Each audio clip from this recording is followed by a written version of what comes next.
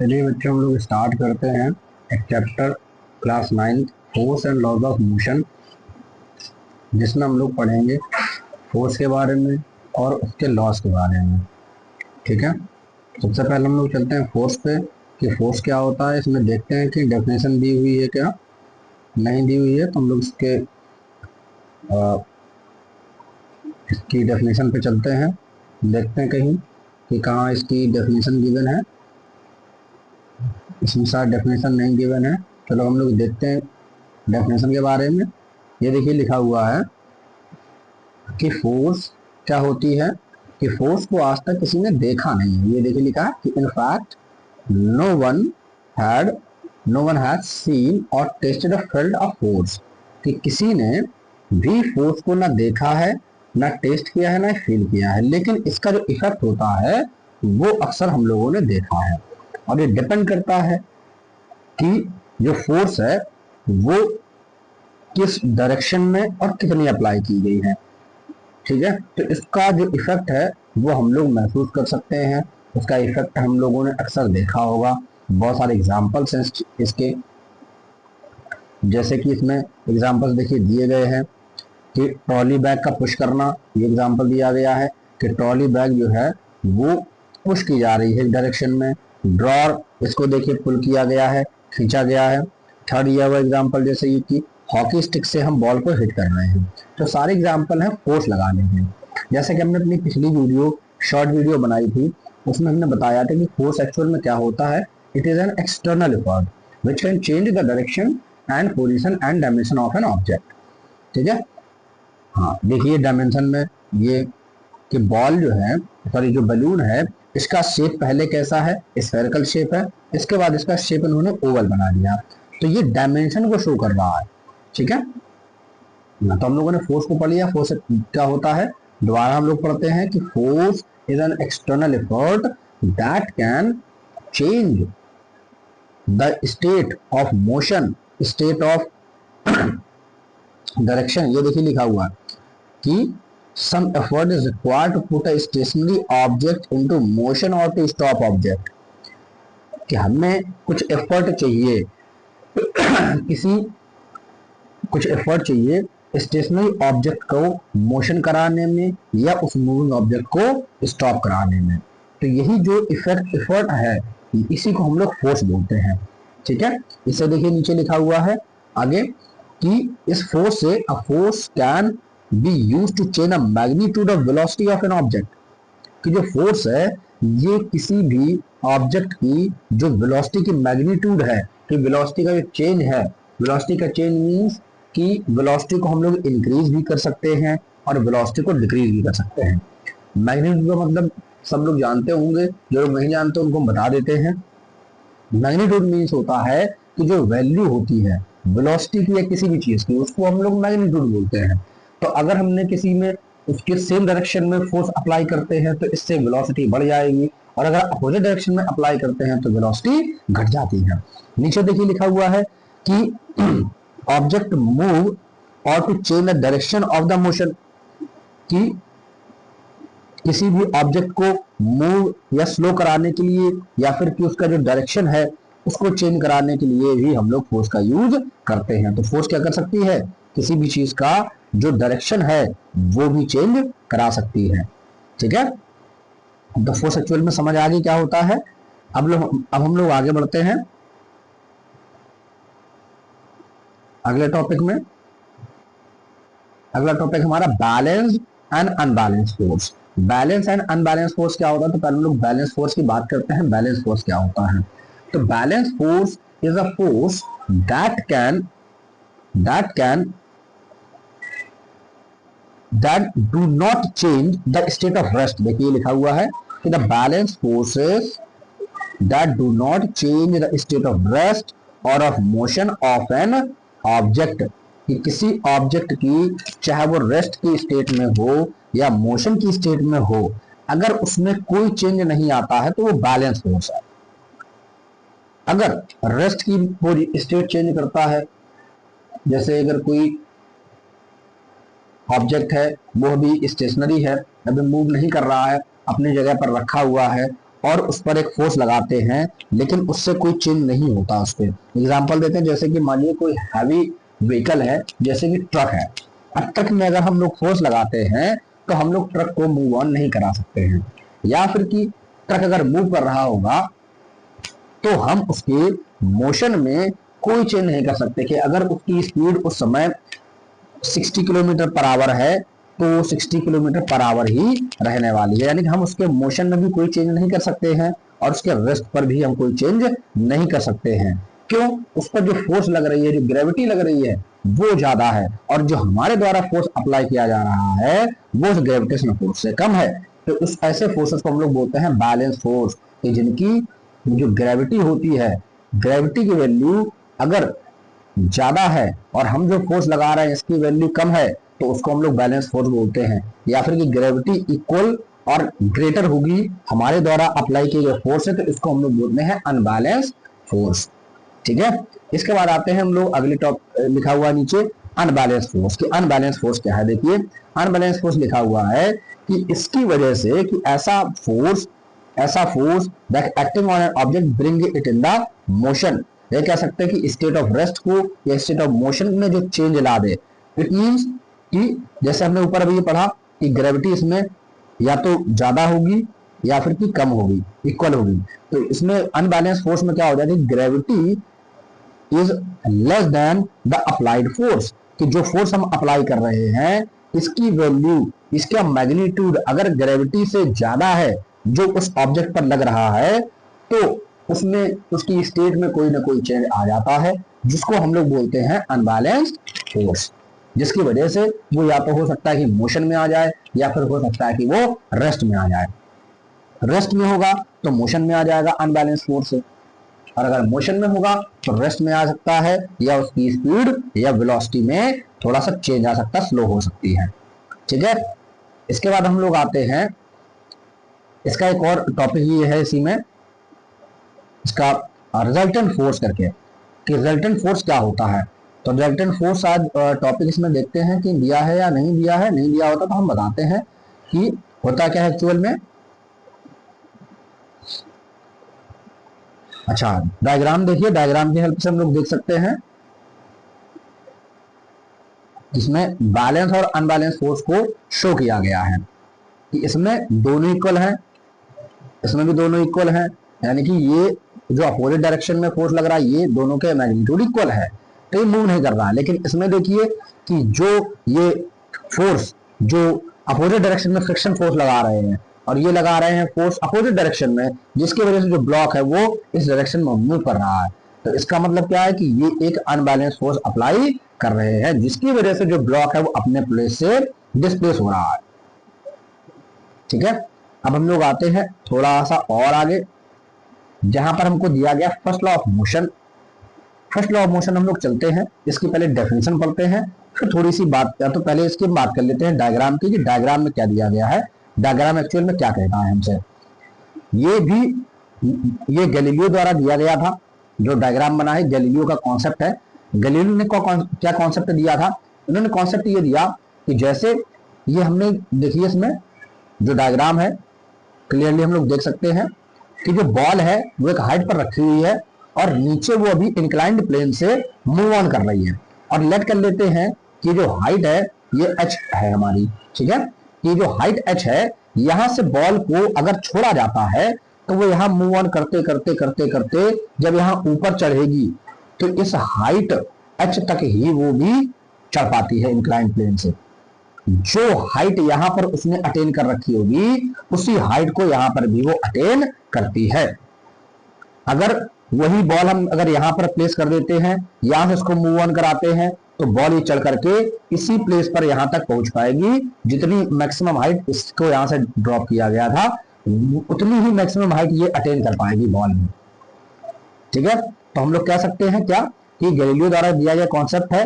क्या कॉन्सेप्ट इन्होंने दिया था? इन्होंने ये दिया था कि बॉल को जितनी हाइट से हम ड्रॉप करते हैं इंक्लाइंड प्लेन में या जिस वेलोसिटी से वो आएगा उतनी ही मैक्सिमम हाइट वो अटेन कर पाता है। ये गैलीलियो का कॉन्सेप्ट है। डाउनवर्ड मोशन और अपवर्ड मोशन किसी भी इंक्लाइंड प्लेन पर हमेशा इक्वल होंगे, ये गैलीलियो ने कहा था। अब हम लोग आते हैं न्यूटन के फर्स्ट लॉ ऑफ मोशन पर। न्यूटन का फर्स्ट लॉ ऑफ मोशन क्या कहता है, इसके हम लोग चलते हैं फटाफट से डेफिनेशन पर। ये देखिए डेफिनेशन गिवन है, डेफिनेशन गिवन है, क्या कह रहा है, an object remains in a state of rest or of uniform motion in a straight line unless compelled to change that state by an applied force. An object remain मतलब कि कोई object अपनी उसी स्टेट में, चाहे वो state of rest हो चाहे वो स्टेट ऑफ मोशन हो, उसी में हमेशा रहता है, उसी में रहेगा जब तक कि उस पर कोई एक अप्लाइड फोर्स ना लगाया जाए, या उस अप्लाइड फोर्स से जब तक उस ऑब्जेक्ट में कोई चेंज नहीं होगा तब तक वो ऑब्जेक्ट अपने उसी मोशन में या उसी रेस्ट में रहेगा जब तक उस पर कोई एक अप्लाइड फोर्स नहीं लगाया गया है। ठीक है, इसके बाद नीचे लिखा है कि इन अ क्वालिटेटिव वे, अगर हम क्वालिटेटिव वे से देखें तो क्या होता है, लिखा है the tendency of an undisturbed object to stay at rest और to keep moving with the same velocity is called inertia. ये देखिए इनर्शिया भी कहा जाता है। पहला जो लॉ है हमारा Newton's first law of motion, इसको हम लोग लॉ ऑफ इनर्शिया भी कहते हैं। क्या कहते हैं इसको हम लोग कहते हैं लॉ ऑफ इनर्शिया, उसको हम लोग लॉ ऑफ इनर्शिया भी कहते हैं। कि लॉ ऑफ इनर्शिया क्या होता है, तो लॉ ऑफ इनर्शिया न्यूटन का फर्स्ट लॉ ही कहा जाता है। दोबारा से पढ़ते हैं न्यूटन का फर्स्ट लॉ और साथ में इनर्शिया। फर्स्ट लॉ दोबारा पढ़ते हैं, लिखा है an object remains in its constant at the rest or in uniform motion in a straight line unless compelled to change the state by an applied force। तो वो तब तक चेंज नहीं करेगा अपना मोशन या फिर कि अपनी रेस्ट की स्टेट जब तक उस पर कोई एक अप्लाइड फोर्स नहीं लगता है।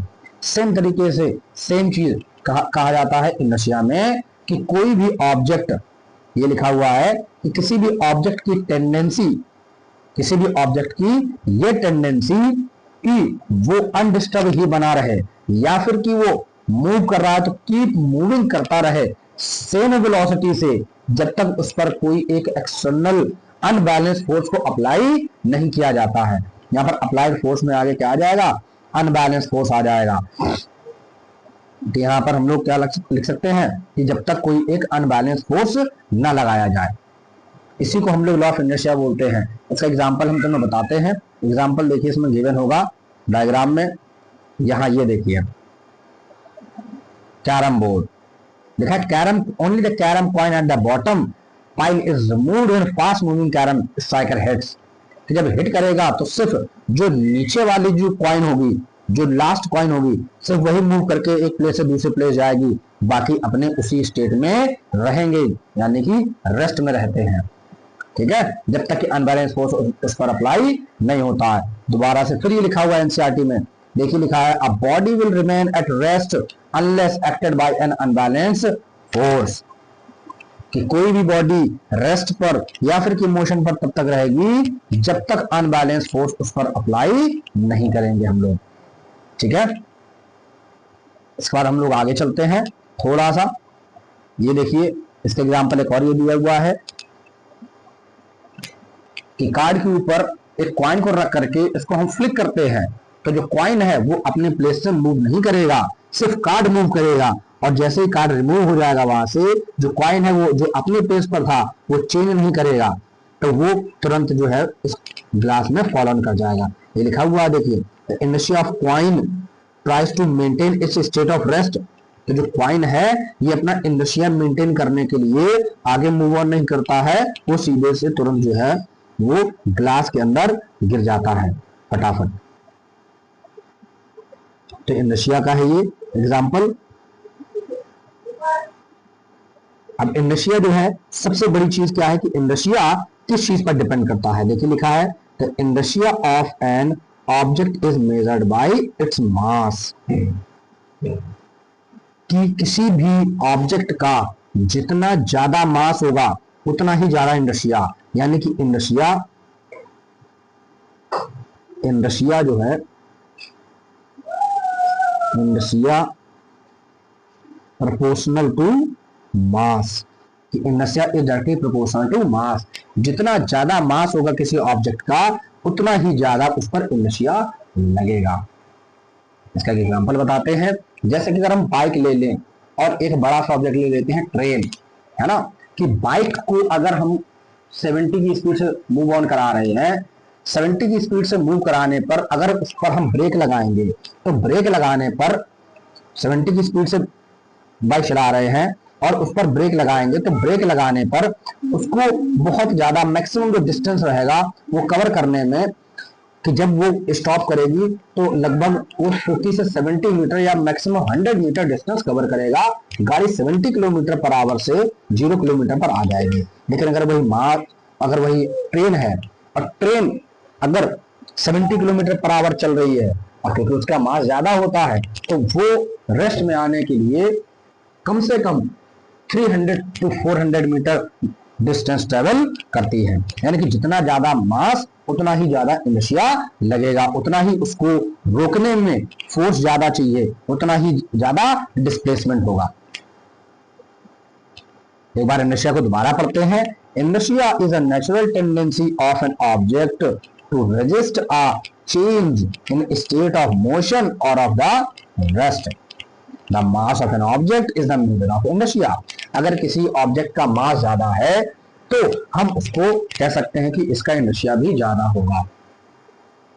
ठीक है, अब हम लोग चलते हैं थोड़ा सा और आगे अगले पेज में। अब जैसा कि हम लोग इनर्शिया और मास के बारे में ऑलरेडी पढ़ चुके हैं तो हमको चलना है सीधे सेकंड लॉ ऑफ मोशन में। सेकंड लॉ ऑफ मोशन क्या कहता है? सेकंड लॉ ऑफ मोशन में चलने के बाद में हम लोग पहले इसकी डेफिनेशन पढ़ते हैं, फिर हम लोग चलते हैं थोड़े से दूसरे टॉपिक पर जिसका नाम है मोमेंटम। मोमेंटम पढ़ने के बाद में फिर इसका जो थ्योरम, जो इसका फॉर्मूला है, मैथमेटिकल रिप्रेजेंटेशन है जो सेकंड लॉ ऑफ मोशन की, हम लोग इसको सॉल्व करेंगे। सेकंड लॉ ऑफ मोशन की फटाफट से हम लोग पढ़ते हैं। डेफिनेशन क्या है देखिए, डेफिनेशन लिखा हुआ है। Second law of motion states that the rate of change of momentum of an object is proportional to the applied unbalanced force in the direction of force. कि कोई भी ऑब्जेक्ट का जो rate of change of momentum है वो हमेशा unbalanced force से directly proportional होता है। और उसी डायरेक्शन में, सेम डायरेक्शन ये लिखा हुआ इन द डायरेक्शन ऑफ फोर्स, कि जिस डायरेक्शन में हमने फोर्स अप्लाई किया है अनबैलेंस्ड फोर्स, उसी डायरेक्शन में डायरेक्टली प्रोपोर्शनल होता है मोमेंटम से। उसको अगर नहीं समझ पा रहे हैं तो हम लोग पहले चलते हैं मोमेंटम में, फिर दोबारा से इसकी डेफिनेशन को हम लोग पढ़ते हैं और फिर समझते हैं। तो हम लोग आते हैं मोमेंटम में। मोमेंटम क्या कहता है? मोमेंटम क्या होता है भाई? मोमेंटम देखिए लिखा है, momentum is defined as the product of mass. Momentum is defined as the product of its mass and the velocity कि किसी भी ऑब्जेक्ट का जो मास है और जो उसकी वेलोसिटी है उसी का जो प्रोडक्ट वो हमारा मोमेंटम कहता है। यानी फॉर्मूला हो जाएगा हमारा P is equal to M into V। ये मोमेंटम है।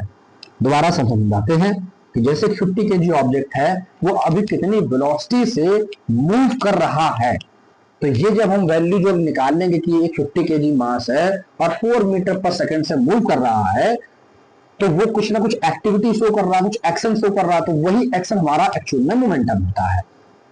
50 kg मास, 4 मीटर पर सेकेंड वेलोसिटी, तो 50 इंटू 4 आंसर आएगा हमारा 200। मोमेंटम की वैल्यू आ जाएगी 200। इसकी देखिए यूनिट लिखी हुई है किलोग्राम मीटर पर सेकेंड, केजी मीटर पर सेकेंड इसकी ऐसा यूनिट होती है। और फिजिक्स हो या मैथमेटिक्स हो, इसमें यूनिट्स का बहुत इंपॉर्टेंट रोल होता है। बिना यूनिट के किसी भी क्वांटिटी को लिखना एक तरीके से गलत माना जाता है। तो इसलिए हमको ऐसा यूनिट का ध्यान बहुत रखना है।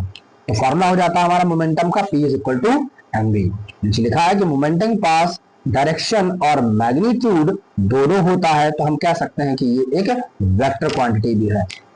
सब लोगों ने स्केलर क्वांटिटी और वेक्टर क्वांटिटी पहले पढ़ रखी होगी, नहीं पढ़ रखी होगी तो अगर किसी को प्रॉब्लम आती है तो एक बार हमसे कमेंट सेक्शन में जरूर बताएं। हम उसका वीडियो फुल बना करके मोशन चैप्टर का अपलोड कर देंगे। इसी एनसीईआरटी बेस्ड पर एक एक टॉपिक, एक एक जो डेफिनेशन है उसको लेकर के हम लोग चलेंगे, ठीक है। अब हम लोग चलते हैं दोबारा इसकी डेफिनेशन पर। क्या लिखा हुआ है? The rate of change of momentum. अभी हमने मोमेंटम पढ़ा, मोमेंटम होता है मास इनटू वेलोसिटी। ये हमारा आता है मोमेंटम की वैल्यू कि P is equal to M और V। अब इसमें कह रहा है rate of change of momentum, तो चेंज ऑफ मोमेंटम क्या हो जाएगा कि जो फाइनल मोमेंटम है और इससे अगर हम इनिशियल मोमेंटम घटाते हैं तो इनिशियल मोमेंटम कैसे निकालेंगे? इनिशियल मोमेंटम हम लोग निकालेंगे कि भैया इनिशियल वेलोसिटी से। क्यों? क्योंकि इसमें तो हम लोग मास को चेंज नहीं कर सकते हैं, चेंज क्या कर सकते हैं? वेलोसिटी को। यानी कि वेलोसिटी अगर फाइनल है तो ये हो जाएगा हमारा फाइनल मोमेंटम, अगर वेलोसिटी इनिशियल वेलोसिटी है तो ये हो जाएगा इनिशियल मोमेंटम। तो इसमें रेट ऑफ चेंज का मतलब है अपॉन टी से। और क्या कह रहा है आगे? कह रहा है आगे डायरेक्शन ऑफ अप्लाइड फोर्स, तो P is equal to M V upon M U हमारा आ जाता है। बाकी अभी हम लोग देखते हैं फटाक से, तुरंत से नीचे देखते हैं। ये देखिए लिखा है P1, यानी ये हो गया हमारा final momentum, sorry initial momentum P1 and P2 is the final momentum. Change in momentum क्या हो जाएगा? चेंज इन मोमेंटम है P2 माइनस P1, ये P2 हो जाएगा mv, क्योंकि v होती है फाइनल वेलोसिटी। ये भी हम लोगों ने मोशन चैप्टर में पढ़ रखा होगा। इसके अलावा आता है P1 यानी कि mass into initial velocity. Second step में अब मास इनमें कॉमन है, v माइनस u, ये अंडर ब्रैकेट आ जाएगा। तो ये तो था चेंज इन मोमेंटम। डेफिनेशन में लिखा है rate of change, rate means per unit time के हिसाब से कि per unit time, per unit मतलब कि पर सेकंड की बात कर सकते हैं, पर आवर की बात कर सकते हैं, पर मिनट की बात कर सकते हैं, लेकिन पर मिनट नहीं यूज करते हैं, जनरली पर सेकंड यूज होता है। हमारे जो फिजिक्स है इसमें पर सेकंड की यूनिट ज्यादा यूज होती है टाइम के रेस्पेक्ट में, टाइम में। तो ध्यान रखेंगे रेट ऑफ चेंज का मतलब है यहाँ पर सेकंड की बात कर रहा है। तो अपॉन में देखिए स्मॉल टी हमारा आ गया, तो फॉर्मूला बन जाएगा। और क्या लिखा है? अप्लाइड फोर्स, तो F is directly proportional M V minus U upon T. और जैसा कि हम लोगों को पता है, क्या पता है कि v minus U upon T ये वैल्यू होती है एक्सेलरेशन की। ये पिछले चैप्टर में सबने बहुत अच्छे से पढ़ा होगा, सबको मालूम होगा कि एक्सेलरेशन का फॉर्मूला होता है rate of change of velocity. तो v minus U upon T होता है a, तो हम इसके प्लेस पर क्या लिख देंगे? यहाँ पर a लिख देंगे, और जब प्रोपोर्शनलिटी साइन हटेगा तो इसके प्लेस पर k आ जाएगा। तो फॉर्मूला हमारा यहाँ से ड्राइव हो जाता है F is equal to M A. क्यों? क्योंकि यहाँ पर k की जो वैल्यू है वो बेटा 1 होती है। तो F is equal to M into A, ये हमारा फॉर्मूला बन जाता है। तो हम सीधे सीधे अगर फॉर्मूला हमको बताना है या फिर हमसे सेकेंड लॉ ऑफ मोशन पूछा जाता है कि एक्चुअल में क्या है, तो हम उसको सीधे सीधे जवाब दे सकते हैं कि F is equal to M A. ये हमारा सेकेंड लॉ ऑफ मोशन को बताता है, लेकिन हमें इसकी डेफिनेशन भी पता होनी चाहिए, और डेफिनेशन से ही ये फॉर्मूला हमारा डिराइव होता है। तो अगर फॉर्मूला डिराइव करना है तो डेफिनेशन को जरूर याद कर लें, या फिर कि अगर फॉर्मूला याद है तो उससे हमें डेफिनेशन में कैसे जाना है ये तरीका जरूर सीख लें, क्योंकि डिराइव करना बहुत इंपॉर्टेंट है। आगे बहुत सारी चीजों में हम लोग को आगे जो फिजिक्स पढ़ेंगे, 10th की पढ़ेंगे, 11th की पढ़ेंगे, 12th की पढ़ेंगे, इनमें डेरिवेशन बहुत ज्यादा आते हैं। तो फॉर्मूला जो हमने बनाया, फॉर्मूला हमने जो निकाला वो कहाँ से निकाला? डेरिवेशन एग्जाम्स में भी पूछे जाते हैं, बोर्ड्स में, 10th में भी और 12th में भी। इसकी जो यूनिट होती है वो होती है केजी मीटर पर सेकेंड स्क्वायर, या फिर की न्यूटन। फोर्स की जो यूनिट है वो न्यूटन होती है, हम सबको पता होगा, हम सबने पढ़ रखा होगा। चलिए अब हम लोग थोड़ा सा आगे बढ़ते हैं। सेकेंड लॉ ऑफ मोशन यहां से क्लियर हो गया होगा। इसमें एग्जाम्पल दिया हुआ है, हम लोग एग्जाम्पल पढ़ लेते हैं। एग्जाम्पल दिया हुआ है बेटा, a constant force act on an object of mass 5 kg for a duration of 2 seconds। Means कि एक मास दिया गया है m इज इक्वल टू हमसे दिया गया 5 kg, तो सबसे पहले हमने 5 kg लिख लिया मास। टाइम दे रखा 2 सेकंड, देखिए t की वैल्यू हमने 2 सेकंड से यहाँ पर लिख दी। It increases the velocity 3 to 7। अब शुरुआत कहां से हो रही? 3 से, तो जहां से वेलोसिटी हमारी स्टार्ट होती है, जहां से उसको मेजर करते हैं, वो हमारी होती है इनिशियल वेलोसिटी यानी कि u। जहां पर वो वेलोसिटी खत्म होती है वो हो जाता है हमारा फाइनल वेलोसिटी, यानी v इज इक्वल टू आ गया हमारे पास 7। अब यहां से क्या पूछा उन्होंने? Find the magnitude of applied force. तो F is equal to formula हमारा हो जाएगा v minus U upon T. उसको सॉल्व करते हैं, सॉल्व करने पर आंसर हमारा आ जाएगा b इक्वल टू 30 मीटर पर सेकेंड। अगर किसी को न्यूमेरिकल में प्रॉब्लम आती है तो कमेंट सेक्शन में बता सकता है, हम उसके लिए एक न्यूमेरिकल की जो वीडियो है वो बाकायदे बोर्ड पर सॉल्व करके उसको हम अपलोड कर देंगे।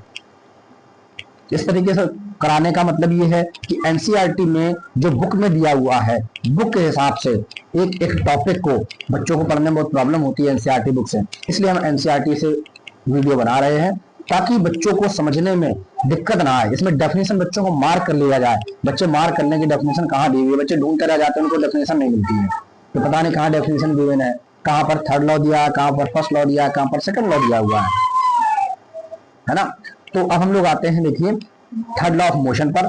थर्ड लॉ ऑफ मोशन की डेफिनेशन पर जाएंगे, लेकिन डेफिनेशन से पहले थोड़ी सी एक 2-4 लाइनें और हम लोग पढ़ देते हैं। देखिए लिखा हुआ है देयर आर टू फोर्सेस, कि हमेशा जब कोई भी ऑब्जेक्ट मूव करता है, लिखा third law of motion it says that when one object exert a force on another object. Third law of motion हमको क्या बताएगा? थर्ड लॉ ऑफ मोशन हमको बताएगा कि जब किसी एक ऑब्जेक्ट पर कोई एक ऑब्जेक्ट दूसरे ऑब्जेक्ट पर फोर्स एक्सर्ट करता है तो उस समय उस पर हमेशा दो फोर्स लग रहे होते हैं इक्वल मैग्नीट्यूड में, एक उस डायरेक्शन में, एक उस डायरेक्शन में जिसमें फोर्स अप्लाई कर रहा है ऑब्जेक्ट दूसरे ऑब्जेक्ट पर, और एक उसका ठीक अपोजिट डायरेक्शन में। These forces act on the different object and never on the same object, कि हमेशा डिफरेंट ऑब्जेक्ट पर फोर्स लगेगा और अपोजिट डायरेक्शन में रहता है। अब इनमें जो अपोजिंग फोर्स है इनको क्या बोल सकते हैं? पहला जो हम फोर्स अप्लाई कर रहे हैं या जो पहला ऑब्जेक्ट फोर्स अप्लाई कर रहा है इसको एक्शन बोलते हैं, और जो एक अपोजिट फोर्स लग रहा है उसको हम लोग रिएक्शन फोर्स बोलते हैं। ठीक है, इसके अलावा हम लोग चलते हैं इसकी डेफिनेशन पर चलते हैं, या कुछ और पढ़ लेते हैं। देखिए लिखा है it must be remembered that the action and reaction always act on different object simultaneously, कि हमेशा एक्शन और रिएक्शन डिफरेंट ऑब्जेक्ट पर, यानी एक अगर हम एक ऑब्जेक्ट पर फोर्स इधर से लगा रहे हैं, ये ऑब्जेक्ट है तो ये और इधर दोनों, ये जो फोर्स लगेगा इस पर लगेगा और एक जो अपोजिट रिएक्शन फोर्स है वो इधर लगेगा, दोनों पर, एक इस पर लग रहा होगा रिएक्शन और इस पर लग रहा होगा एक्शन फोर्स, तो दोनों फोर्सेस जो है ये हमेशा अपोजिट डायरेक्शन में लगते हैं और साइमल्टेनियसली मतलब कि जस्ट एक एक्ट कर रहा होगा, जस्ट तुरंत दूसरा एक्ट करेगा। ठीक है, एक के साथ साथ। इसकी डेफिनेशन हम लोग पढ़ते हैं। डेफिनेशन कहाँ लिखी हुई है? डेफिनेशन इसकी ढूंढते हैं। डेफिनेशन सर्च करते हैं डेफिनेशन की कहाँ लिखी हुई है।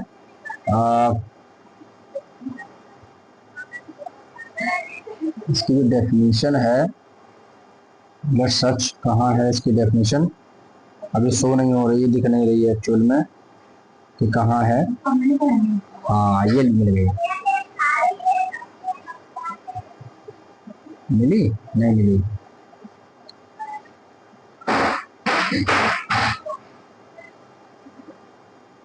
डेफिनेशन इसकी,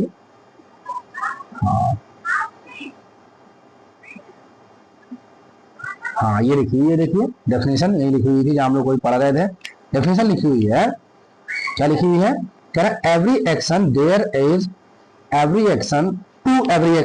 always equal and opposite reaction, कि हर एक एक्शन का इक्वल एंड अपोजिट रिएक्शन होता है। एग्जाम्पल इसका हम बताते हैं, एग्जाम्पल हम इसका समझाने का प्रयास करते हैं, समझ में आएगा तो ठीक है, नहीं तो हम दोबारा प्रयास करेंगे। जैसे मान लेते हैं कि एक बॉल है, ये हमने बॉल ली, बॉल हमने हिट की यहां पर, जिसकी वेलोसिटी थी भी 3 मीटर पर सेकेंड। 3 मीटर पर सेकेंड से हमने यहाँ पर बॉल हिट की, तो जब बॉल वापस आएगी तो उसकी स्पीड भी 3 मीटर पर सेकेंड हो जाएगी।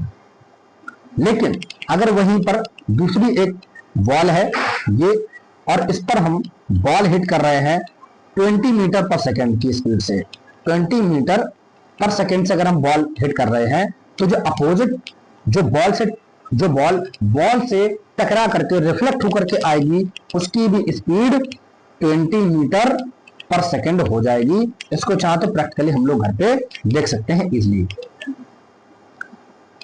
थर्ड लॉ क्या है, दोबारा पढ़ते हैं। लिखा टू एवरी एक्शन, कि हम जो एक्शन कर रहे हैं या कोई भी ऑब्जेक्ट जो एक्शन कर रहा है दूसरे ऑब्जेक्ट पर, वो हमेशा दूसरा ऑब्जेक्ट उस पर इक्वल एंड अपोजिट रिएक्शन करता है हमेशा। इसको हम लोग अगर चाहें तो रियल लाइफ में भी देख सकते हैं। जैसे कि जिसके लिए अगर अच्छा सोचेंगे वो हमारे लिए अच्छा ही सोच रहा होगा। अगर हम किसी के लिए बुरा सोच रहे हैं, पड़ोसी है हमारा, अगर हम पड़ोसी के बारे में बुरा सोचेंगे तो पड़ोसी भी हमारे बारे में बुरा ही सोच रहा होगा, और जितना बुरा हम सोचेंगे उतना ही बुरा वो भी सोच रहा होगा। तो इसलिए ना बुरा सोचें ना बुरा बोलें, क्योंकि हर एक चीज का अपोजिट रिएक्शन होता है और इक्वल होता है। अच्छा सोचेंगे तो बगल वाला भी अच्छा ही सोचेगा। ठीक है, अब हम लोग आते हैं इस पे की जो गन दी हुई है ये क्यों दी हुई है। तो गन देने का इसमें कारण है। इसमें एक है टॉपिक हमारा मजल एंड रिकॉइल वेलोसिटी। हालांकि पहले इसका दिया हुआ था, इसमें एक टॉपिक और था law of conservation of momentum. Law of conservation of momentum में ये दिया हुआ था मजल एंड रिकॉइल वेलोसिटीज का, बुलेट का। इसमें हम देखो बता देते हैं क्या एक्चुअल में ये थर्ड लॉ का ही एग्जांपल है, और उसी पर हमारा बेस्ड था law of conservation of momentum या मजल एंड रिकॉइल वेलोसिटी। इसमें एग्जांपल देखते हैं क्या है कि जैसे बुलेट है, देखिए बुलेट अभी इसके अंदर रखी हुई है ना। अब जब यहां से हम लोग ट्रिगर करेंगे, ट्रिगर करने पर बुलेट जिस स्पीड से आगे जाएगी, जितना फोर्स लगा करके आगे जाएगी, उतना ही जो गन है वो पीछे की तरफ भी मूव करती है। जितना फोर्स बुलेट आगे लगा करके जाएगी उतना ही फोर्स गन हमारी तरफ पीछे की तरफ एग्जर्ट करती है। ठीक है, तो ये हमारा equal and opposite direction motion का जो थर्ड लॉ है उसको ये फॉलो करता है। तो आई होप सबको चैप्टर समझ में आ गया होगा, और क्योंकि हमें वन शॉट बनाना था, चैप्टर का मेजर टॉपिक था, इसलिए शायद हो सकता है कि थोड़ा सा फास्ट लगा होगा, समझ में हो सकता है कि क्या चीजें ना आई हो। एक बार हम दोबारा रिपीट किए दे रहे हैं न्यूटन के फर्स्ट लॉ ऑफ मोशन से लेकर के थर्ड लॉ ऑफ मोशन तक, ठीक है, ताकि दोबारा क्लियर हो जाए। देखिए लिखा क्या हुआ है, फर्स्ट लॉ ऑफ मोशन हमारा यहाँ दिया है।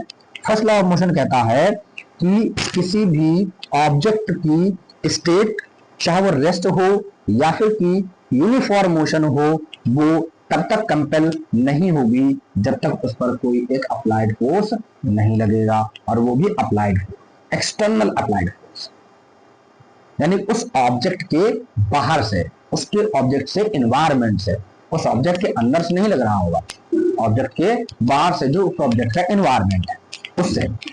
ठीक है, ये हमारा फर्स्ट लॉ ऑफ मोशन बताता है, इसी को हम लोग बोलते हैं लॉ ऑफ इनर्शिया।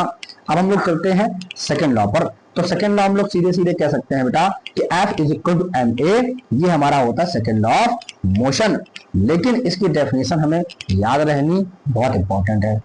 लिखा हुआ है the rate of change of momentum, इसलिए हमने पहले मोमेंटम बता दिया था आप लोग को कि मोमेंटम होता है मास इनटू वेलोसिटी। और चेंज का मीन्स, जैसे लोग कहते हैं कि तुम बहुत बदल गए हो। क्यों कहते हैं बदल गए हो? क्योंकि पहले हमारा बिहेवियर कुछ और था उनके प्रति, अभी हमारा बिहेवियर कुछ और है उनके लिए। यानी कि वो हमारी एक पहले वाली जो स्टेट है, इनिशियल स्टेट जो है, उससे कंपेयर कर रहे हैं अभी फाइनल वाली स्टेट को जो अभी होने का है। तो दोनों का जो डिफरेंस उनको समझ में आ रहा है वही वो बताते हैं, या वही कह सकते हैं कि हाँ इसमें चेंज आया है। तो चेंज ऑफ मोमेंटम सिमिलरली कि final momentum minus initial momentum, और रेट मींस अपॉन में टी। जैसे हम लोग फॉर्मूला ड्राइव करेंगे, ठीक है, is of an object proportional. Proportion means कि जितना ज्यादा तेजी से इसमें चेंज आएगा उतना ही ज्यादा फोर्स में चेंज आएगा। इसका एक एग्जांपल हम बताते हैं, गौर करिएगा।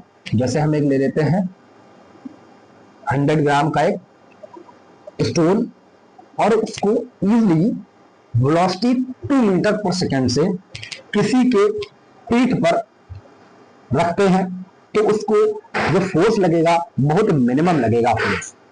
लेकिन अगर वही 100 ग्राम ऑफ स्टोन, उसकी अब हम वेलोसिटी कर दे 30 मीटर पर सेकेंड, और अब उसकी पीठ पे मारें, तो जितना बड़ा पत्थर होगा, जितना बड़ा स्टोन है, उतनी ही बड़ी जो उसके बॉडी में स्वेलिंग है उतनी ही वो कर देगा। क्यों भाई? मास तो उतना ही है, खाली चेंज क्या है ना, वो वेलोसिटी में, जिसकी वजह जो फोर्स लगा वो ज्यादा लग गया। पहले वही फोर्स कम लग रहा था, अभी फोर्स क्या हो जाएगा? ज्यादा हो जाएगा। तो ये किस चीज पर डिपेंड करता है भैया, ये डिपेंड करता है फोर्स पर और मोमेंटम पर। मोमेंटम होता है मास इनटू वेलोसिटी, कि अगर मोमेंटम हमने किसी ऑब्जेक्ट का बढ़ा दिया तो वो जो फोर्स लग रहा होगा वो बढ़ जाएगा ऑटोमेटिकली।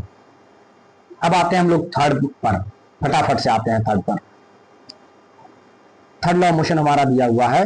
थर्ड लॉ मोशन क्या कहता है, to every action there is always equal and opposite reaction, कि हमेशा हर एक एक्शन के लिए इक्वल एंड अपोजिट रिएक्शन होता है। इसकी एग्जांपल ये बुलेट और गन दिया हुआ है।